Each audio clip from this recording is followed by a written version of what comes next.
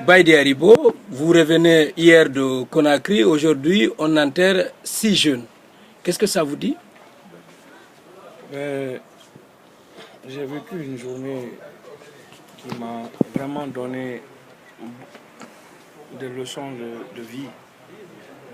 D'abord, je tiens à adresser les condoléances de mon parti, Alliance des forces d'avenir de Guinée, à la famille des victimes et à tout le bureau exécutif de l'UFDG et surtout aux autres leaders de l'opposition.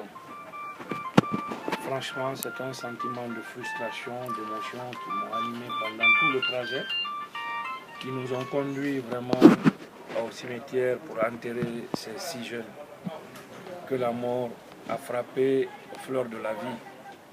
C'est des choses que moi je pensais être révolues en Guinée depuis un certain temps. Je veux dire depuis vraiment la fin de la transition et l'avènement d'un système dit démocratique.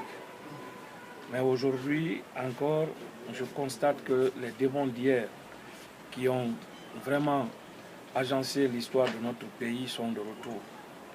Parce que si on remarque depuis 1958 jusqu'à nos jours, la violence politique est au cœur vraiment de tous les systèmes politiques qui se sont installés en Guinée. Chose qui n'est pas normale. La vie est un élément important dans l'existence humaine.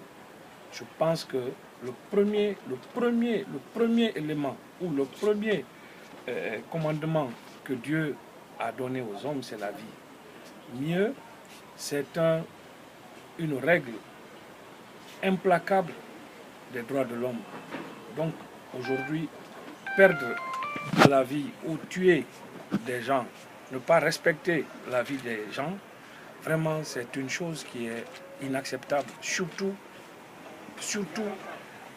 à cette époque du XXIe siècle où je pense que le dialogue, où je pense que les négociations, où je pense que la concertation sont des choses qui peuvent nous mettre à l'abri vraiment de ces épisodes macabres. Donc, comme vous me dites, franchement, je pense que c'est une chose qui m'a beaucoup affecté aujourd'hui, surtout que je vois des jeunes, le moins âgé parmi ces jeunes qui sont morts, à 22 ans. C'est quand même pas quelque chose d'agréable à voir.